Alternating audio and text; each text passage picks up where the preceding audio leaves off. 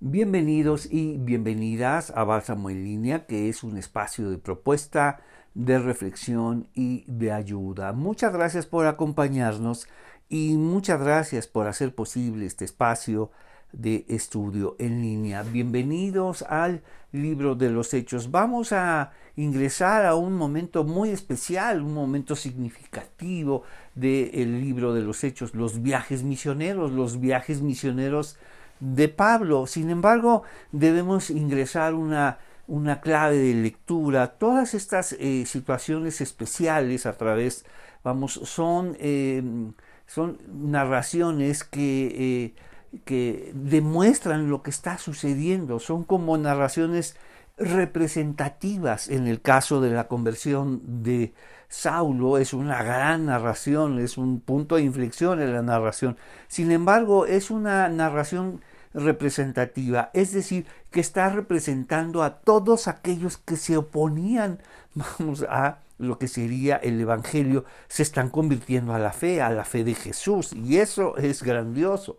La gran revelación que tuvo Pedro, representa todo lo que estaba sucediendo con la iglesia, todo lo que tenía que aprender, y eso representa todas las revelaciones que venían no solo a Pedro, sino a todos los que formaban parte del liderazgo. Había mucho que aprender, había una gran transición entre esta comunidad, de fe hacia la gran iglesia de Jerusalén. Y después tenemos la conversión de Cornelio, que también es una grandiosa narración de cómo él, recibe la revelación del ángel, el llamado, y después viene Pedro y escucha el Evangelio. Él y toda su familia se convierten a la fe de Jesús. Pero esta narración también es una narración representativa, representa a todas las conversiones que vendrían y que estaban ocurriendo en el Imperio Romano. No es el primer gentil que se convierte,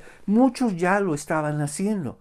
Entonces, estas narraciones que vamos a estudiar, estas narraciones fantásticas de los viajes misioneros de Pablo, que tienen mucho que enseñarnos y mostrarnos, es también narraciones representativas, representan a los muchos misioneros que ya estaban, viajando a lo largo del imperio. Sin embargo, esta narración tiene cosas muy especiales porque era un gran opositor, ahora que se convierte en discípulo y después de discípulo se convierte en discípulo y maestro, y ahora después pasará a esta tercera etapa en su vida, de servir al Señor, que sería los viajes misioneros.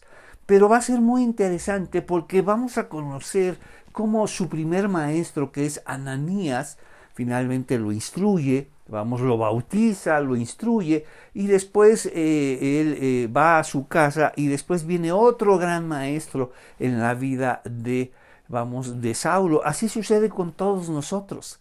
Dios ya tiene dispuestos todos los maestros que serán significativos e influyentes en nuestro pensamiento, ya sea de forma presencial, a través de conferencias, a través de los libros, pero son finalmente maestros y maestras que tienen, el fin de enseñarnos muchas otras cosas, porque así es grandiosa, el crecer en la fe. Cuando crecemos en la fe, Dios utiliza a muchísimos maestros y maestras para ayudarnos a eso. La construcción de la fe, déjame decirte, es uno de los grandes proyectos de Dios para los creyentes, para que tú vayas construyendo tu fe. Entonces, no solamente acerca a tu vida maestros y maestras, espacios, situaciones, conferencias, grupos, estudios, maestros y maestras, para que tú puedas ir desarrollando tu fe y construyéndola. Y eso es muy importante para todos nosotros. Y eso también sucedería con Pablo.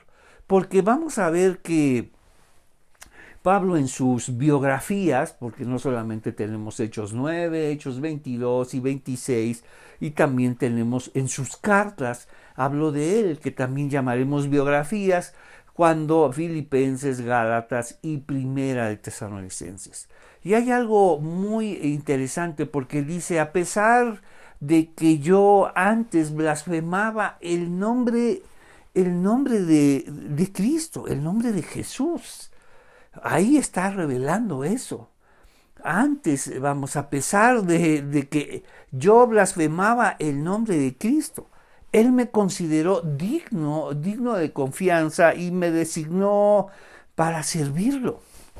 Entonces, va a ser muy interesante este capítulo, que es un punto de inflexión en la narración, es un punto crítico y también es un evento representativo, es decir, está representando cómo sucedían las misiones. No es la primera misión de la iglesia, sino está mostrando cómo estaban sucediendo esas misiones a lo largo de todo el imperio, el mundo conocido, finalmente gobernado por el imperio. Y si es gobernado por el imperio, lo hemos señalado, todos los valores y todas las características del imperio están ahí, están en el pensamiento y en la mente de todos. Los valores, las características, los proyectos, las metas, la manera de pensar del imperio, déjame decirte, está en todo este mundo conocido. Entonces ahora Pablo, que se había romanizado, ahora él ha tenido este proceso de conversión y de crecimiento y de madurez en la fe. Pero esta narración nos va a mostrar su primera predicación. Entonces a esta persona, este gran opositor, inquisidor y perseguidor, acerca de la fe, se convierte y ahora como maestro y después como predicador.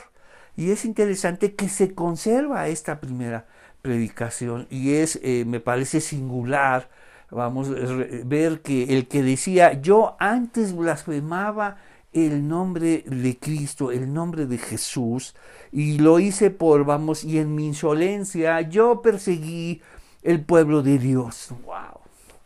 Y lo hice por ignorancia y porque era un incrédulo. Así nos dicen sus biografías. ¿Recuerdas? Hechos 9, 22 y 26, Filipenses, Gálatas. Y cuando dice, antes yo blasfemaba el nombre de Jesús, estamos hablando de casi su última carta, primera de Timoteo.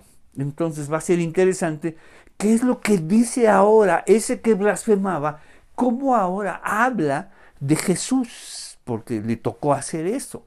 Acuérdate, ¿quién fue su segundo maestro? Bernabé. Tuvo la visión de reconocer la obra de Dios, que son personas, los planes de Dios son personas, y él reconoció en Saulo, ahí están los planes de Dios. Pero ¿cómo crees? Él es uno, acuérdate lo que pasó, acuérdate todo lo que nos hizo. ¿Cómo que los planes de Dios están en él? Ya se te olvidó todas las persecuciones, toda la violencia que nos hizo. Ahí están los planes de Dios. Y entonces lo confirmó y se lo llevó como maestro. Y ahora viene un momento especial que es, el mundo misionero. ¿Quiénes determinan el mundo misionero sino el Espíritu Santo? Eso es lo que nos muestra la narración. Vámonos a Hechos 13. Entre los profetas y maestros de la iglesia de Antioquía de Siria. O sea, había muchas iglesias que Pablo, por supuesto, que no fundó. Estamos hablando la iglesia, por supuesto, la primera, que es Jerusalén. Después la segunda gran iglesia es la iglesia de Antioquía de Siria. Nos tienen que aclarar, porque en ese mundo había varias ciudades llamadas Antioquía. Entonces nos están señalando la Antioquía de Siria. Y después otra gran iglesia, la iglesia de Roma. Son iglesias que Pablo no fundó, que ahora está siendo convertido, creyente, maestro, y ahora está trabajando en esta iglesia. Y nos dice, entre los profetas y maestros de la iglesia de Antioquía de Siria, se encontraban Bernabé, Simón llamado el Negro, Lucio de Cirene y Manaén, compañero de infancia del rey Herodes de Antipas. Nos tienen que aclarar y para distinguir a estos personajes, pero déjame decirte algo, las listas son importantes. ¿Quién comienza la lista y quién la termina? Entonces lo vemos en la lista de los apóstoles, por supuesto está Pedro al principio. La lista de las mujeres, María Magdalena. Entonces, esto nos habla que son los líderes de ese grupo, de apóstoles y ese grupo de mujeres. Entonces, ¿quién va al principio y quién viene después? Y los nombres que se usan.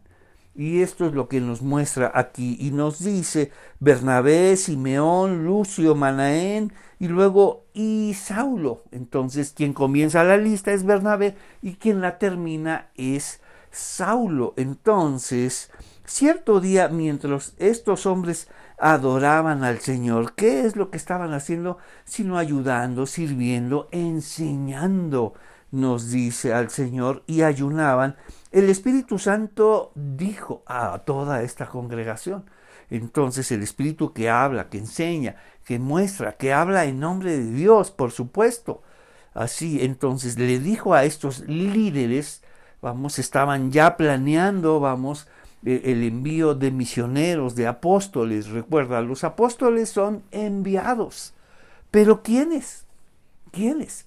Y el Espíritu Santo puso en la mente y en el corazón de todos a 2 personas. De esa manera habla el Espíritu Santo. Entonces nos dice, adoraban al Señor y ayunaban. El Espíritu Santo dijo, consagren a Bernabé y a Saulo. Es muy interesante que el Espíritu Santo escoge al que va primero y al final, porque Pablo estaba como maestro y había otros maestros, adelante de él, ya vimos, Bernabé, quien seguía, Simeón, Lucio y después Manaén estaban adelante, al menos 3 maestros estaban, Simeón, Manaén y después Lucio. Entonces las personas podrían decir, bueno, a quien le corresponde sería a Simeón, y si no a Lucio, y si no a Manaén. ¿Por qué escogieron a Saulo?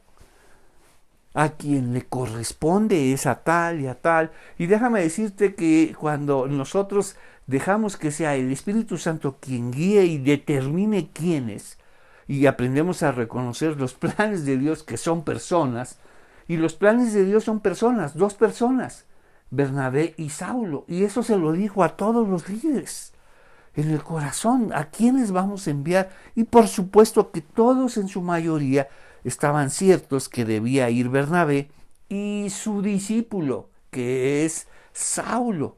Pero ¿cómo? ¿Y cómo lo vamos a enviar? Recuerden todo lo que él hizo, todo lo que pasó con él. Pero finalmente prevalece, la elección del Espíritu Santo. Entonces, no siempre en las iglesias debe escogerse al primero, al segundo, al tercero y el cuarto. Porque si es quien corresponde, entonces debería estar Bernabé y Lucio. Bernabé, hemos decidido que tú eres el primero y un buen maestro sería Lucio.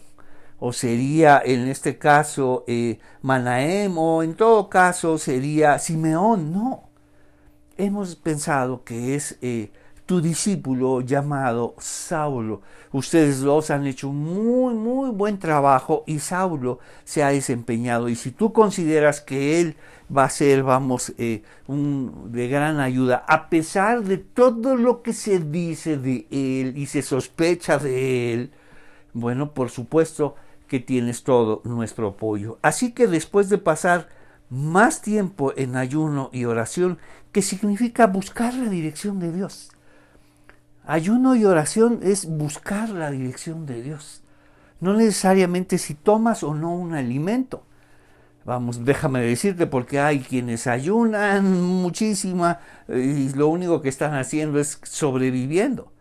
Entonces, cuando la Biblia nos dice ayuno y oración, sino buscar la dirección de Dios, cerciorarnos que los planes de Dios, ya vimos, son personas, pero la pregunta sería, ¿quiénes? ¿Quiénes son?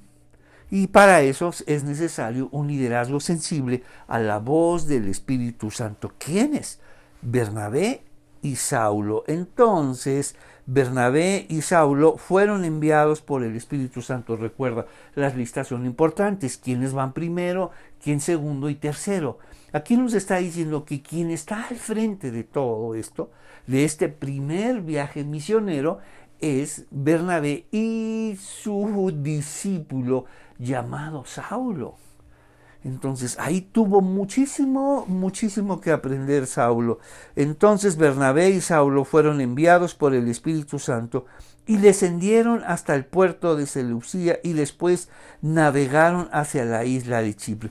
Por supuesto, los viajes, eran muy costosos, entonces había que apoyar ahora a Bernabé y a Saulo en este viaje. Allí en la ciudad de Salamina fueron a las sinagogas judías y predicaron la palabra de Dios. Se agrega otro personaje. Juan Marcos fue con ellos como su asistente. Es interesante los personajes que están ahí.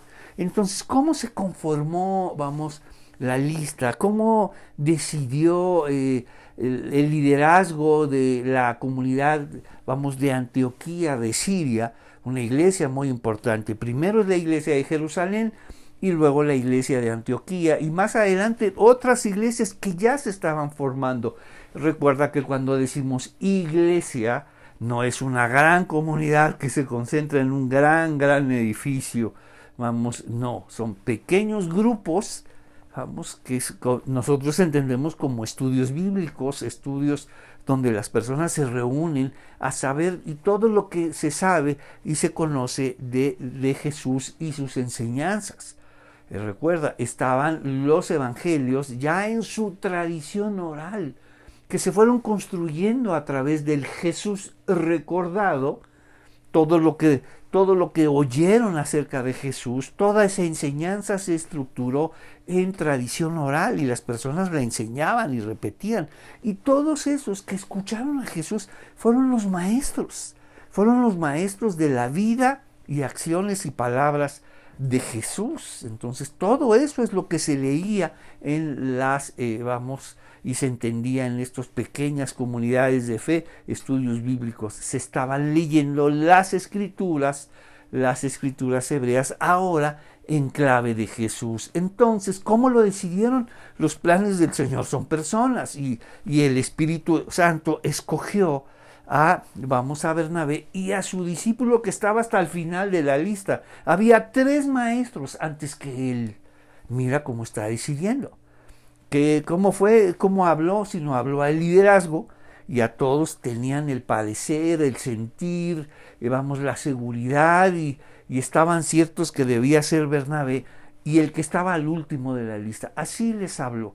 ¿Qué necesitan las iglesias? Pues sino un liderazgo sensible a la voz del Espíritu Santo, no poniendo al primero con el segundo, el tercero y el cuarto, sino tendrían que hacerlo de esa manera. Entonces nos dice, vámonos ahora a nuestra primera división. Entonces, Hechos 13, ya estamos casi llegando a la mitad de esta grandiosa narración. Y mira este punto de inflexión. ¿A qué se refiere? Sino a los viajes misioneros que ya vimos que son relatos grandiosos, fantásticos, pero representativos de los muchos otros misioneros que ya estaban, caminando por todo el mundo conocido. No quiere decir que apenas comienza el mundo misionero, no.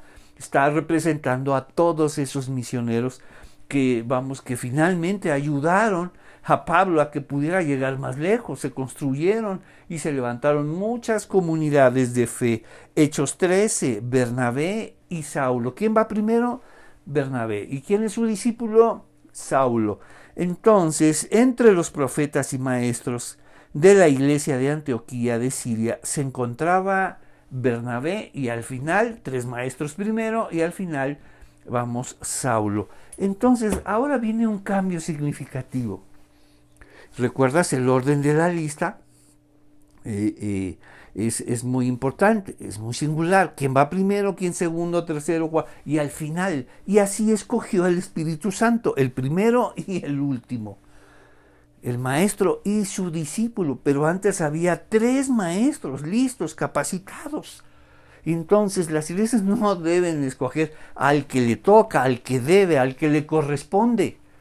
Bueno, le corresponde a él es el que debe enseñar, es el que debe predicar, ella tiene que hacer esto, ella debe enseñar esto. No, No debemos trabajar con a quien le corresponde, sino a que el Espíritu Santo nos está mostrando, porque los planes del Señor son personas, no programas de educación, quién va primero, segundo y tercero como maestros, sino a quienes está eligiendo, porque la obra es de Dios, no de nosotros. Y mira lo que pasó.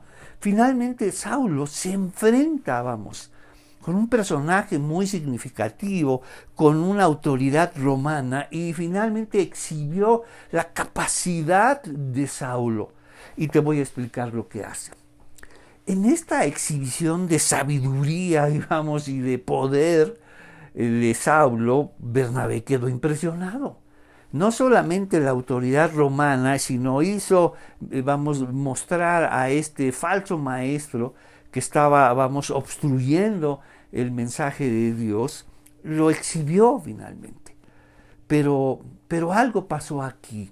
Bernabé, como un hombre maduro, toma la decisión de que quien debía ir al frente del viaje misionero no soy yo, dice, ahora eres tú. Pero ¿cómo? Usted es el maestro, ustedes a quienes asignaron como quien va a estar al frente de este viaje misionero. Así lo dijo la iglesia de Antioquía de Siria. Los líderes oraron por usted, yo vengo a ayudarlo. Pero Bernabé tomó una decisión muy difícil, escucha, muy poco frecuente en las comunidades de fe, muy escasa en las iglesias, inexistente en las denominaciones. ¿Cuál es? Bernabé le dijo a Saulo, tú eres mejor que yo. ¡Wow! Tú eres mejor que yo, tú vas al frente, tú tienes que ser el que va a decidir hacia dónde vamos y cómo vamos. ¡Wow! ¡Qué decisión! Solo una persona como Bernabé, solo una persona madura y sensible a los planes de Dios. ¿Qué le mostró al Espíritu Santo a Bernabé? Ahora quien va al frente es él. Tú seguirás a Saulo. ¿Cómo? ¿Cuántas veces el Espíritu Santo muestra esa situación? Ahora quien debe ir al frente es él. Y no dices, no, ¿cómo? A mí me dijeron que yo. Entonces, por supuesto que fue una decisión del Espíritu Santo que en esta primera parte de este viaje misionero, Bernabé iba a estar al frente, pero después, seguramente el Espíritu Santo le mostró a Bernabé que ahora las cosas serían distintas. Quien debía ir al frente es Saulo. ¡Wow! ¡Qué decisión! Decirle a Saulo, tú eres mejor que yo, tú eres mejor maestro, tú eres mejor predicador, tú debes ir al frente. ¡Wow! Eso es escaso, inexistente en las comunidades de fe, porque todo el mundo quiere ser primero. Todo el mundo quiere, parecer, ser notable, notorio. Todo el mundo quiere estar al frente, todo el mundo quiere estar como liderazgo. Las iglesias están llenas de liderazgos, pero hay muy pocos servidores. Cuando fuimos llamados a servir, no a ser líderes. Y cuando en realidad lo que quiere el Señor es que enseñemos la palabra de Dios. Me parece a mí que la gran autoridad en la iglesia es la enseñanza. Y son muy pocos los maestros que están ahí. Y hay maestros que tú sabes que tienen las capacidades y no quieren enseñar.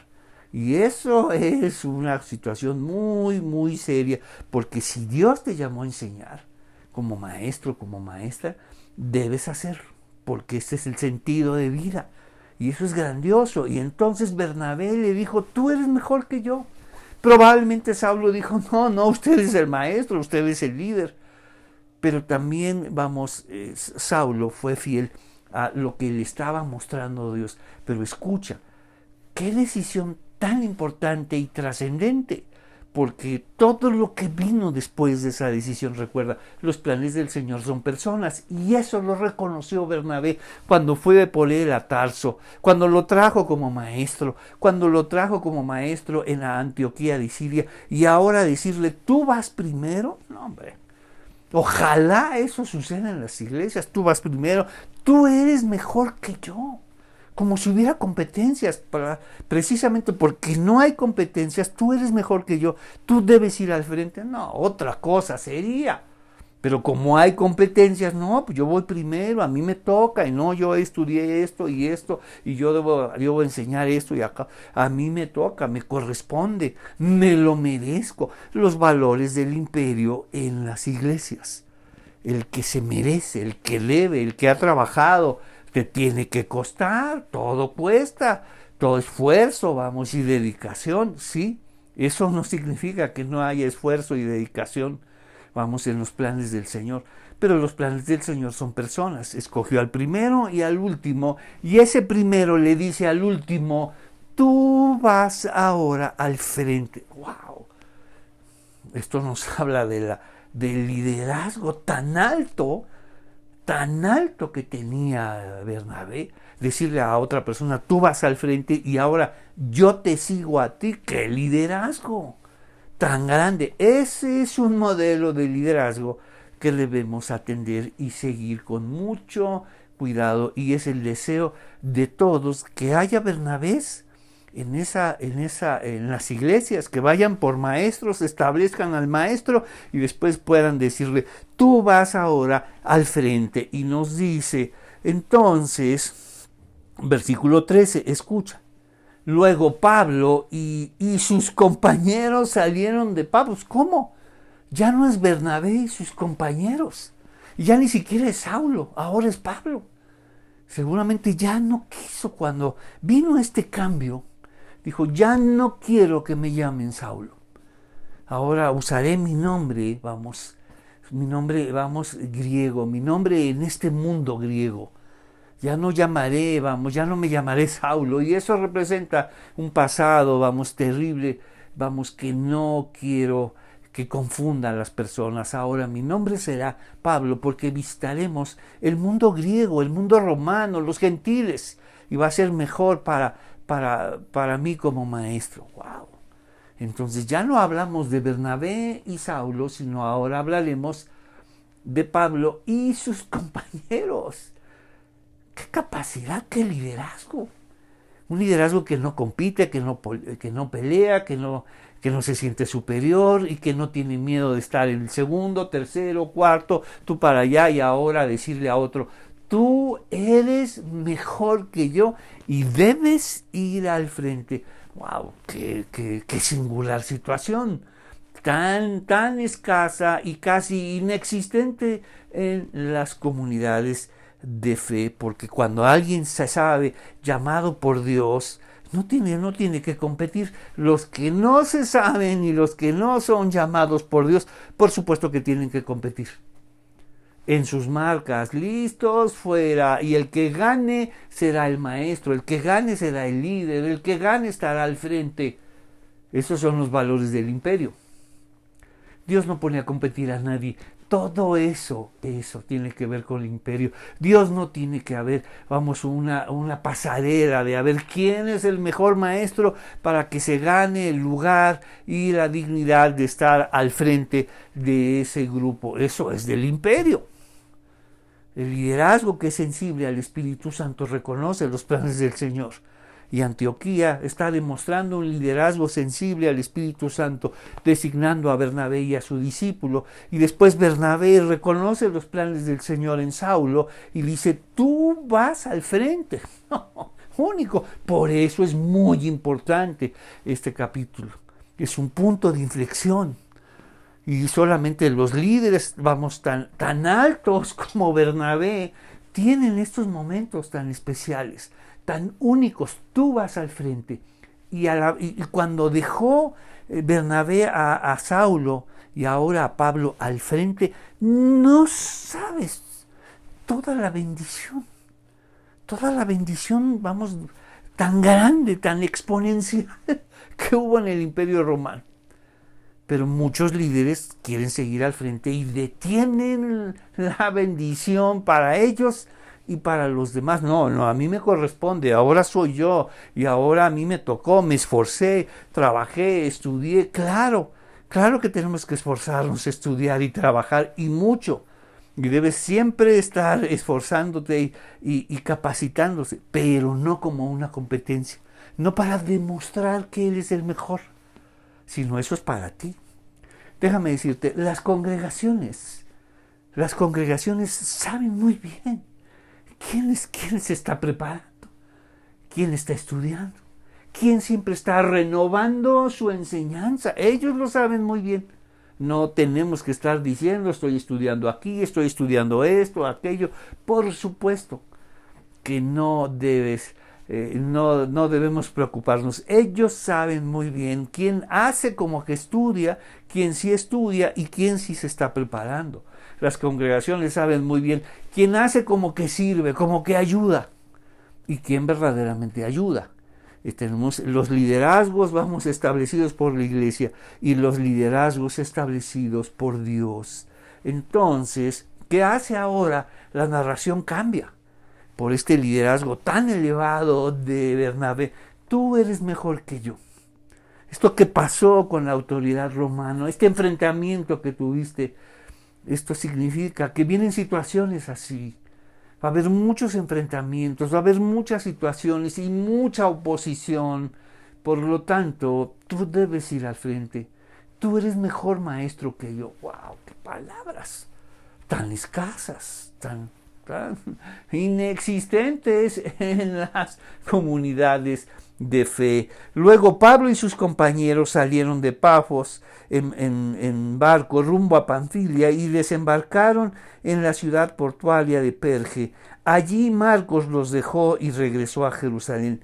Pero Pablo y Bernabé, ¿recuerdas lo que vimos en el versículo 4? Bernabé y Saulo, pero ahora en el versículo 14, ahora es Pablo y Bernabé. ¿Quién va enfrente de este primer viaje misionero?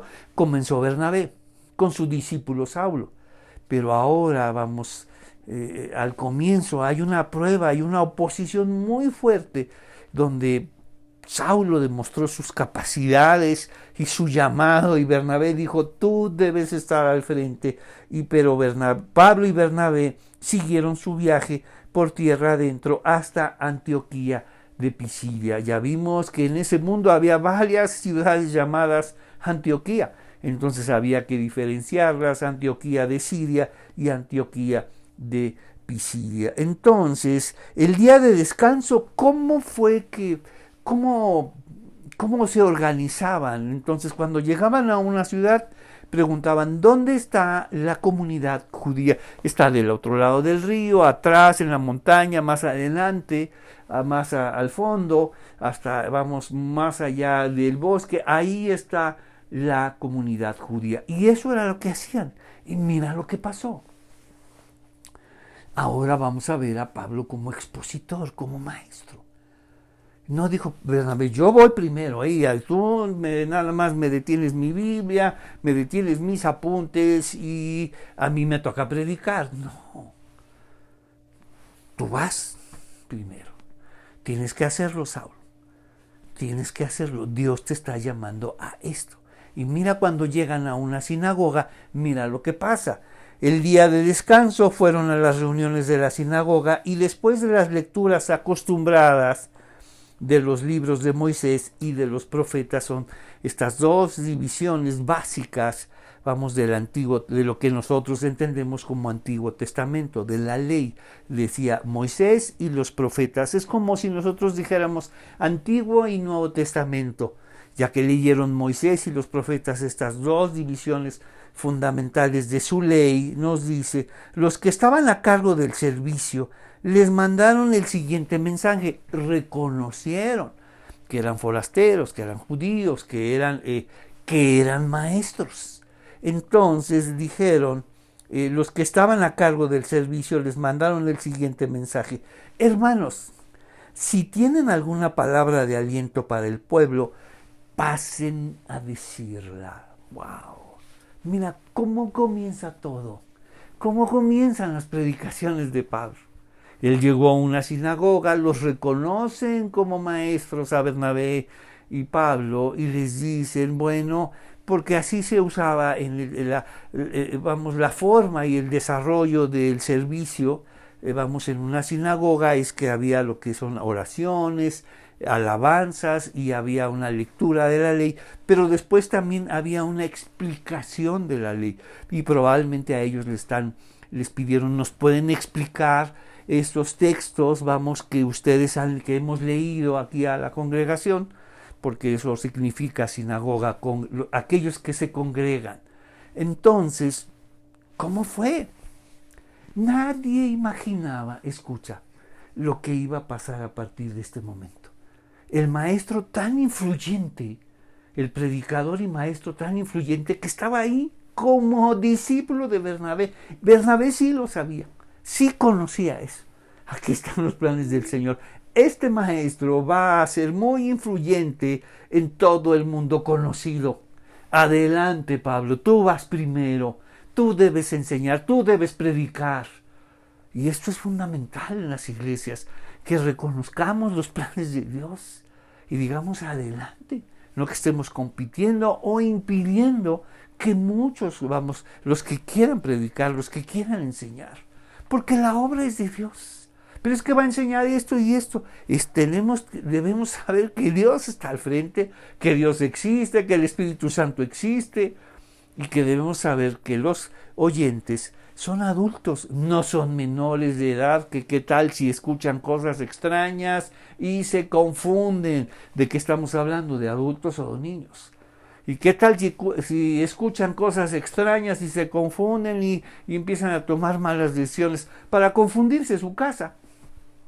Para escuchar cosas extrañas, nada mejor que su casa.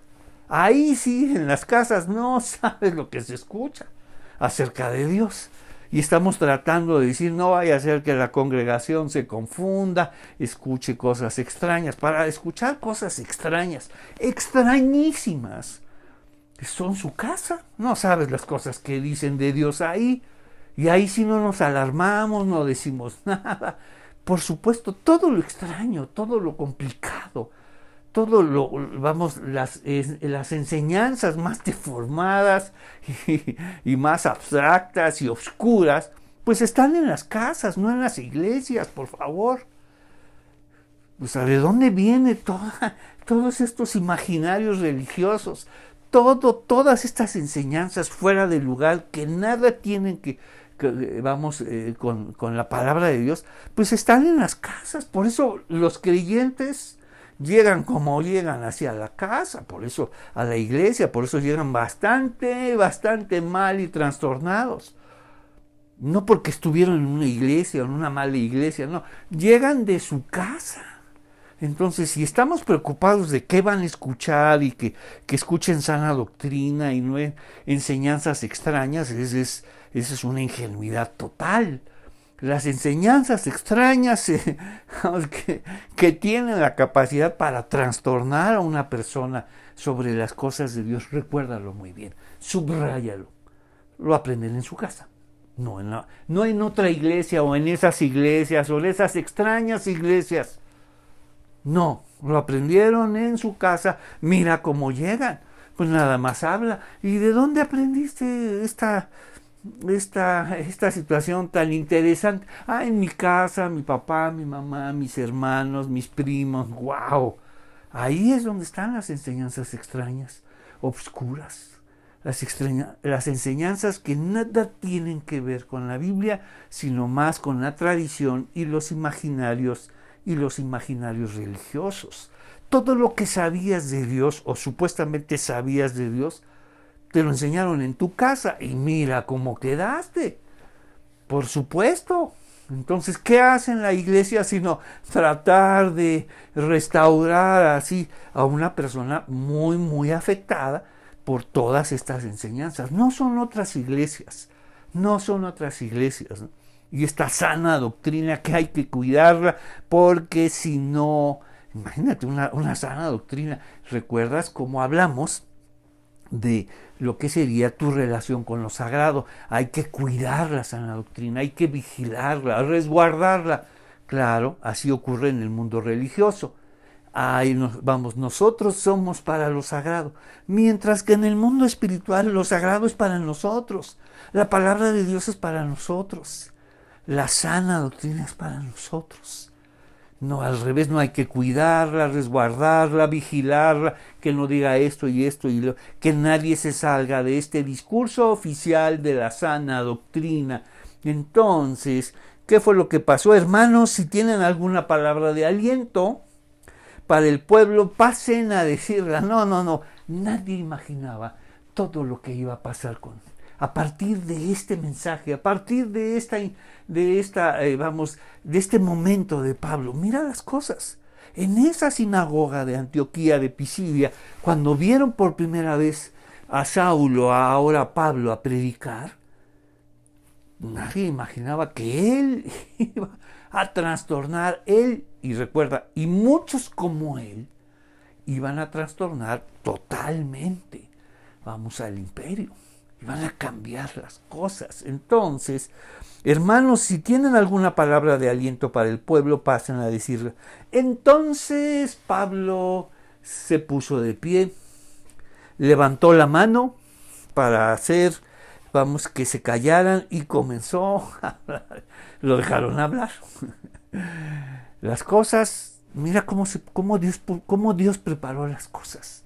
Cómo Dios preparó, la conversión de Saúl, acuérdate.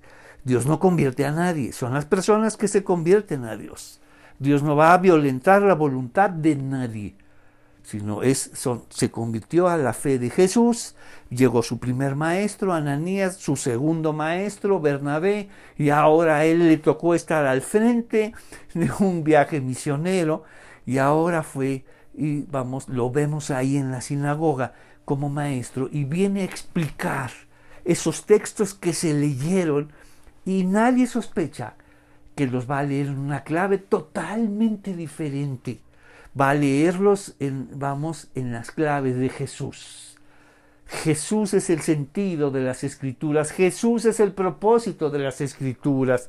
Entonces Pablo se puso de pie, levantó la mano para que se callaran y comenzó a hablar.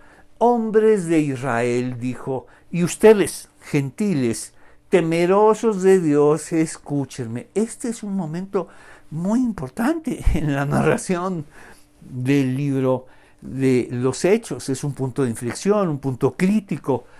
Ahí comenzaron muchas cosas. ¿Y qué está representando? Las muchas, situaciones que comenzaron así, con un momento de enseñanza. Vamos a nuestra siguiente división, y nos dice así: Pablo y Bernabé. Pero Pablo y Bernabé siguieron su viaje. El día de descanso fueron a las reuniones. Hermanos, si tienen alguna palabra, entonces Pablo se puso de pie, y mira todo lo que pasó a partir de ese momento. Todos los que escucharon probablemente se acordaron. Yo conocí a Pablo. Yo conocí su primer estudio, escuché su primera predicación. Nadie sospechaba, nadie ni remotamente, que este maestro, este joven maestro, iba a cambiar muchísimas cosas en lo que es la fe y el imperio romano. Entonces, vámonos ahora al versículo 23, y vamos a ver cómo esta persona, como Saulo, y ahora Pablo, quien se declara: antes yo blasfemaba por el nombre de Jesús, perseguía a todos los que predicaban acerca de Jesús, y lo hacía en mi insolencia, lo hice por ignorancia, y era un incrédulo. ¡Wow! ¡Qué manera de describirse! Conoce, yo antes blasfemaba el nombre de Jesús, y ahora ¿qué dice? ¿Qué piensa de Jesús? Su primera predicación, mira cómo ha cambiado su discurso. Ese hombre que yo perseguía, a ese hombre llamado Jesús, y que ahora que resucitó. ¿Y cómo lo sabe, Saulo? Porque me habló desde el cielo, me vino a buscar y a llamar, y me llamó por mi nombre.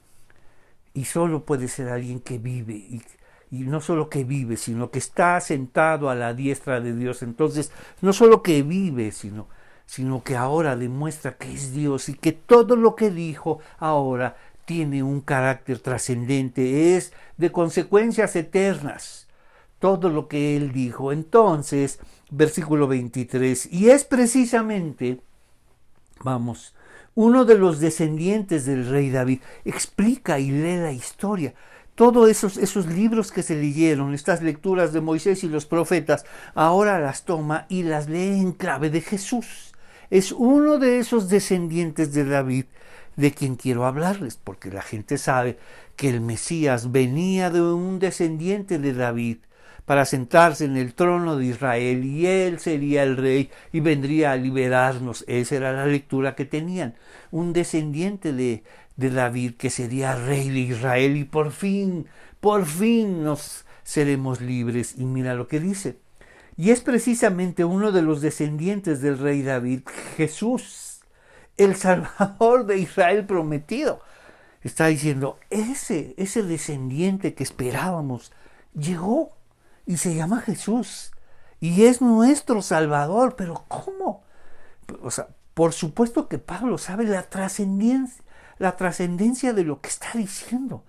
O sea, declarar que ese Mesías ya llegó, que es Jesús y que es nuestro Salvador del pueblo de Israel, por supuesto que eso tenía, un impacto en los corazones. Entonces todos empezaron a darse cuenta que este maestro está predicando y explicando la ley en otra clave que nunca habían escuchado, en la clave del Mesías, en la clave de Jesús, el Salvador de Israel. Entonces, y es precisamente uno de los descendientes del rey David, Jesús, el Salvador de Israel prometido por Dios. Antes de que él viniera, conoce la historia. Si algo se encargó Pablo es conocer toda la historia de Jesús. Primero se dedicó a negarla. La conocía en clave de maldición, en clave de juicio, en clave de blasfemia. Todo lo que se decía de Jesús estaba mal.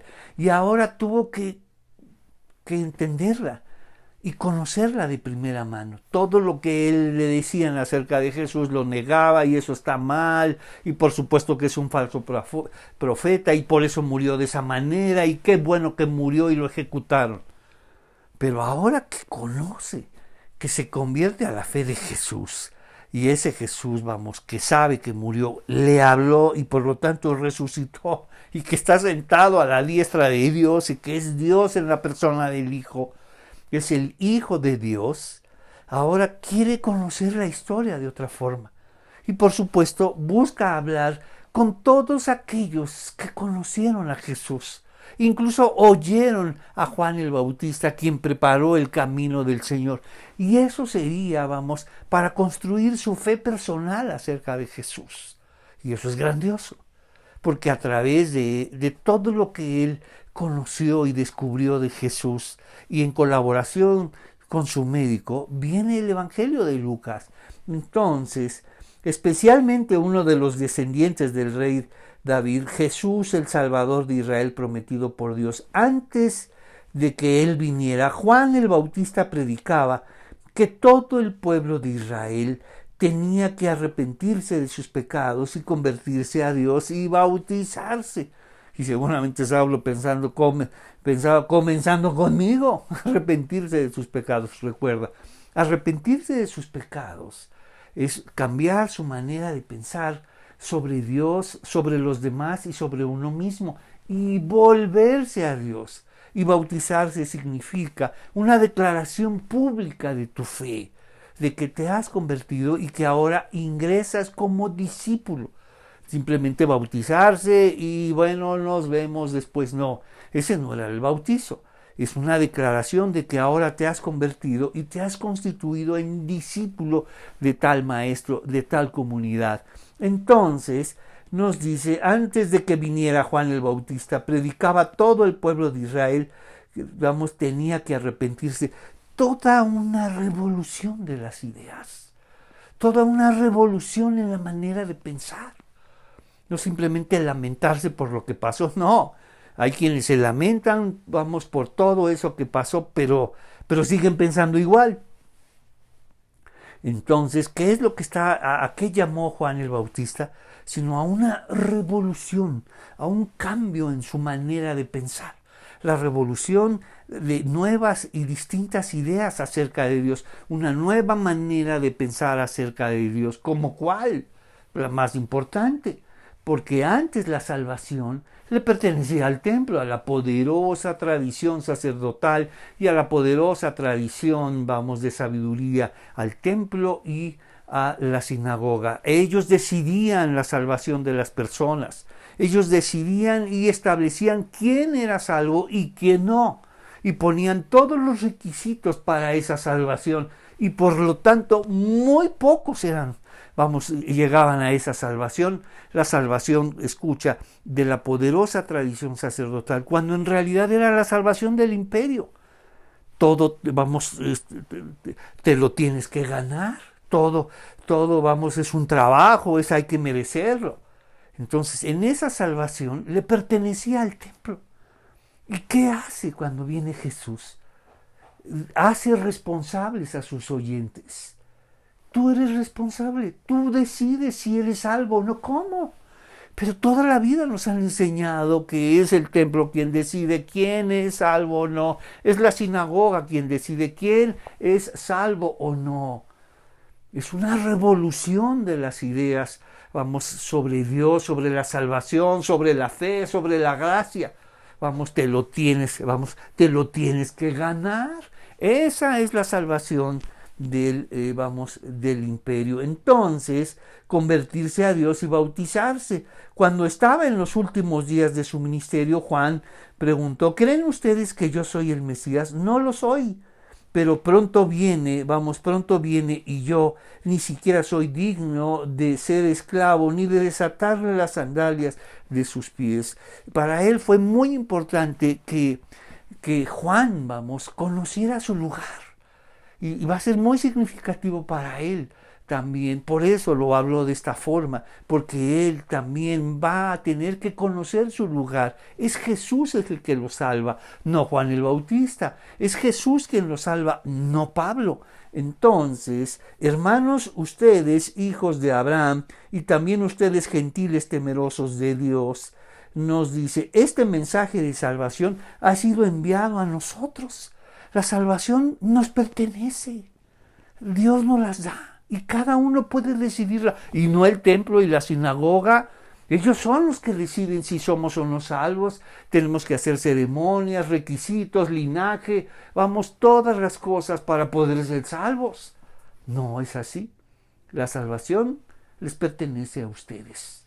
Entonces nos dice, en cambio, dice, la gente de Jerusalén y sus líderes no reconocieron a Jesús como la persona de quienes hablaron los profetas. A mí me da la impresión que cuando Pablo está hablando de esto, de todos aquellos que se opusieron a Jesús, los líderes no lo reconocieron, probablemente estaba diciendo, los líderes no lo reconocieron como yo, lo condenaron como yo. Él mismo ahora conoce su lugar. Entonces nos dice, versículo 24, antes de que él viniera, Juan el Bautista predicaba a todo el pueblo de Israel que arrepentirse de sus pecados y convertirse a Dios y bautizarse. Hermanos, ustedes, hijos de Abraham, y también ustedes, gentiles temerosos, este mensaje de salvación ha sido enviado a nosotros. La gente de Jerusalén y sus líderes no reconocieron a Jesús como yo, como la persona de quienes hablaron los profetas. En cambio, lo condenaron como yo, nos dice, y al hacerlo cumplieron las palabras de los profetas, que se leen todos los días en el descanso. Todos estos pasajes de juicio, de ceguera, de necedad, y de estar en contra de Dios, se cumplieron con todos nosotros. Y dice Pablo, especialmente conmigo.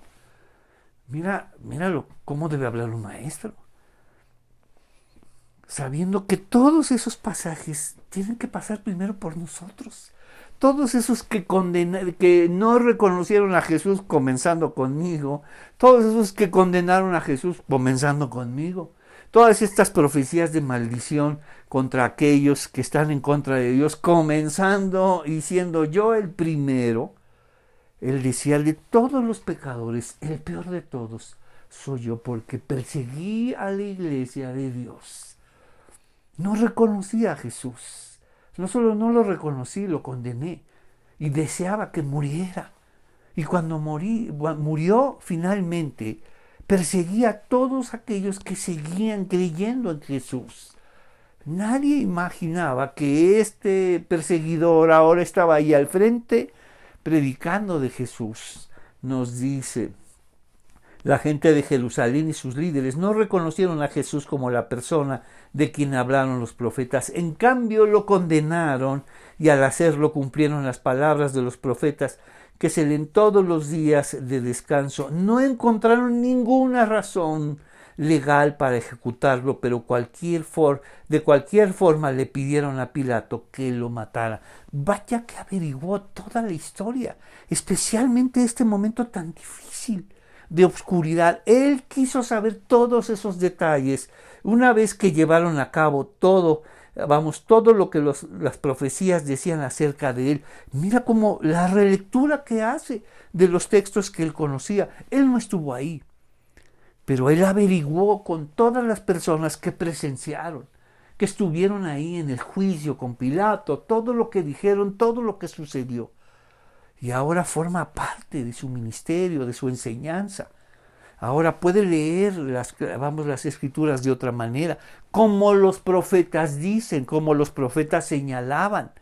Ahora está hablando incluso las profecías que se cumplieron. ¡Wow!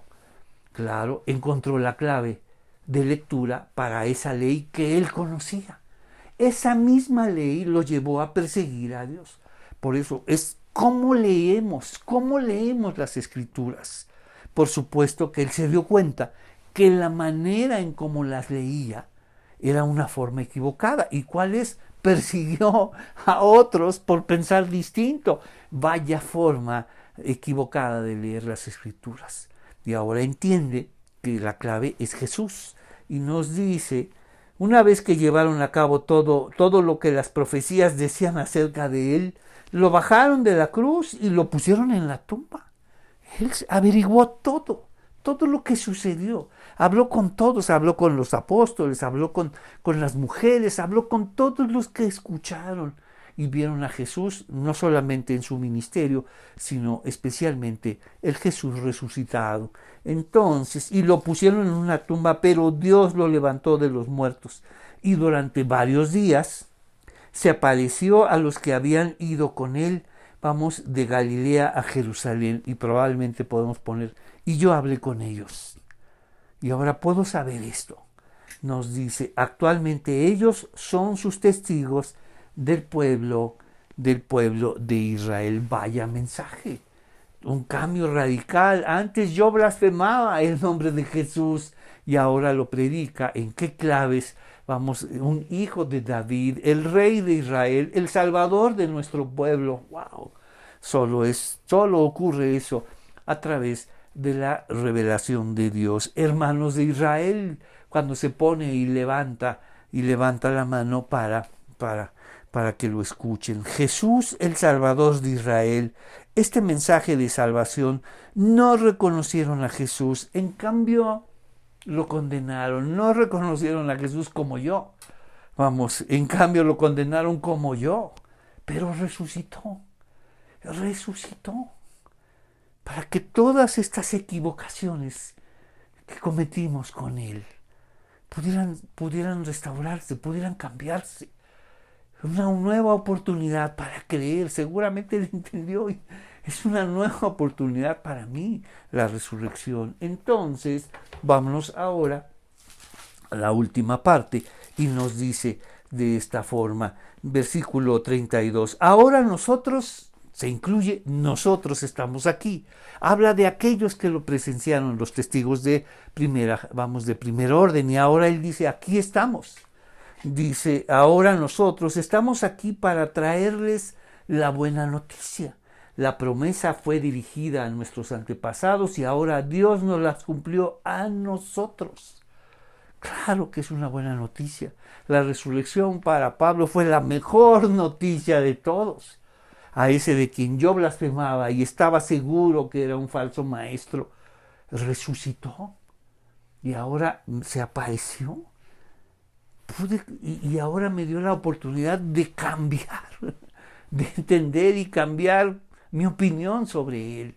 Entonces, La promesa fue dirigida a nuestros antepasados y ahora Dios nos las cumplió a nosotros, los descendientes, al resucitar a Jesús. Esto es lo que el segundo salmo dice sobre Jesús.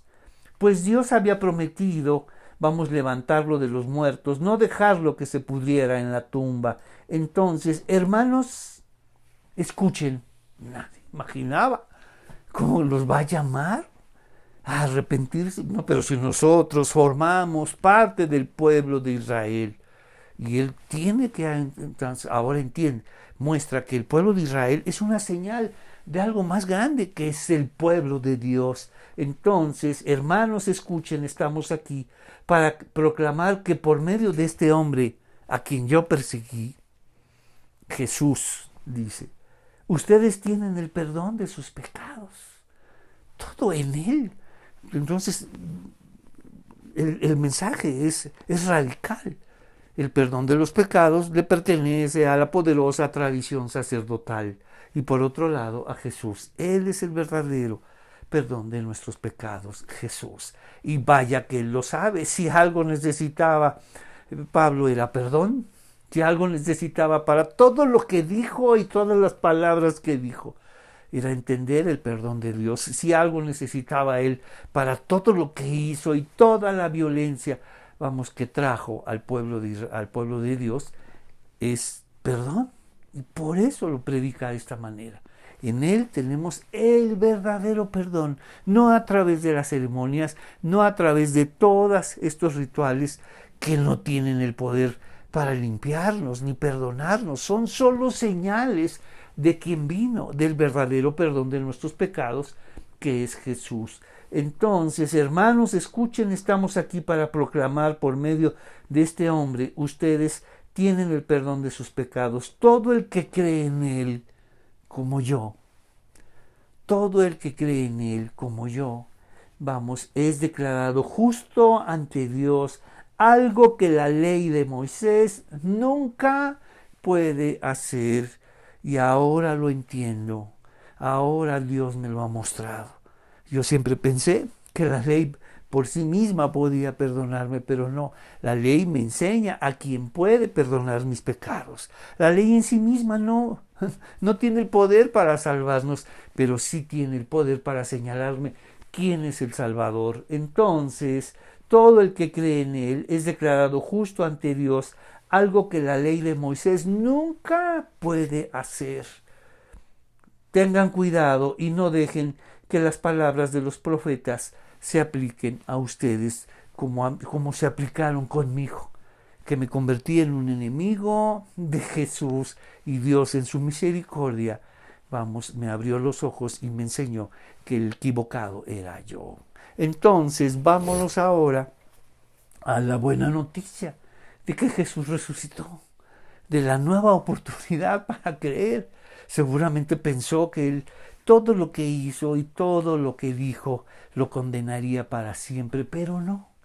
Dios en su misericordia lo perdonó. Entonces nosotros estamos aquí para traerles la buena noticia por medio de este hombre Jesús. Ustedes tienen el perdón de sus pecados. Llevó la salvación a la sinagoga enfrente de ellos.